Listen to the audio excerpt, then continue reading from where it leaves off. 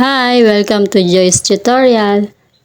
Ngayon ay ituturo ko sa inyo kung paano makakuha ng cash assistance or medical assistance galing sa CSWDO. Magiging applicable ka lang makakuha ng ganito kung sa inyong member ng pamilya ay may na-hospital or na-emergency check-up na kayo po ay nakapaglabas ng pera or nagbayad or namili ng mga reseta na galing sa hospital.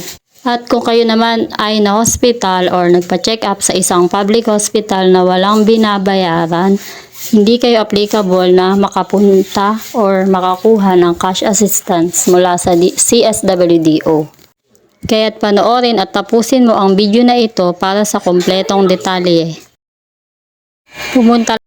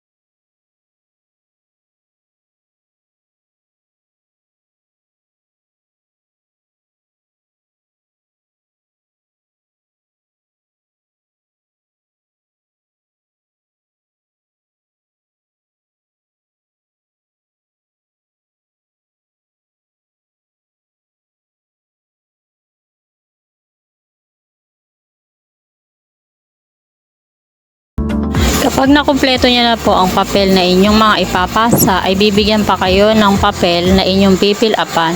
Siguraduhing malinaw at tama ang mga ilalagay na impormasyon. Kapag okay na at napil-upan nyo na po ng maayos, ay ibalik nyo na sa government employee sa office ang inyong papel at maghintay ng 2 hanggang 3 linggo. Sila ay tatawag upang inyo nang makuha ang medical assistance or cash assistance.